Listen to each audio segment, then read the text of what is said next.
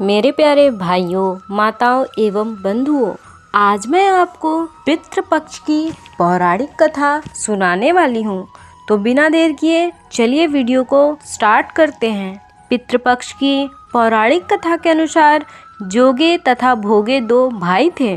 दोनों अलग अलग रहते थे। जोगे धनी था और भोगे निर्धन। दोनों में परस्पर बड़ा प्रेम था। जोगे की पत्नी को धन का अभिमान था, किंतु भोगे की पत्नी बड़ी सरल हृदय की थी।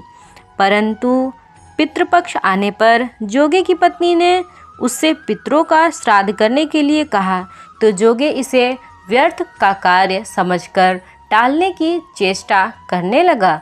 किंतु उसकी पत्नी समझती थी कि यदि ऐसा नहीं करेंगे तो लोग बातें बनाएंगे।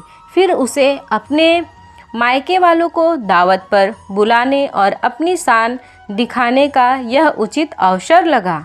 अतः वह बोली, आप शायद मेरी परेशानी की वजह से ऐसा कह रहे हैं, किंतु इसमें मुझे कोई परेशानी नहीं होगी। मैं भोगे की पत्नी को बुला लूँगी, दोनों मिलकर सारा काम कर लेंगी। फिर उसने जोगे को अपनी पिहट न्योता देने के लिए भेज दिया। दूसरे दिन उसके बुलाने पर भोगे की पत्नी सुबह सवेरे आकर काम में जुट गई। उसने रसोई तैयार की, अनेक पकवान बनाए, फिर सभी काम निपटाकर अपने घर आ गई। आखिर उसे भी तो पितरों का श्राद्ध तर्पण करना था। इस अवसर पर न जोगे की पत्नी ने उसे रोका, न वह रुकी।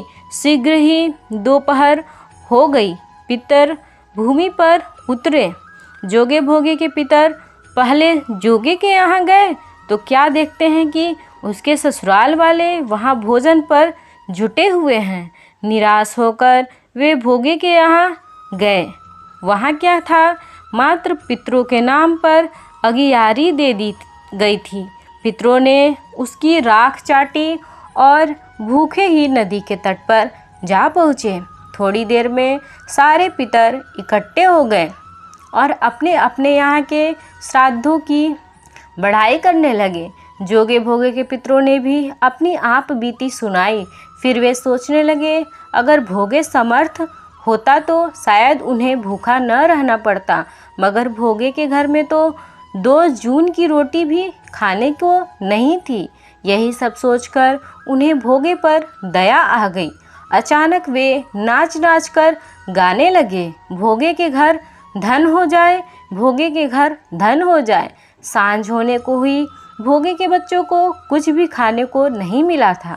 उन्होंने माँ से कहा, भूख लगी है। तब उन्हें टालने की गरज से भोगे की पत्नी ने कहा, जाओ आंगन में हौंदी रखी है, उसे जाकर खोल लो और कुछ मिले बांटकर खा लेना।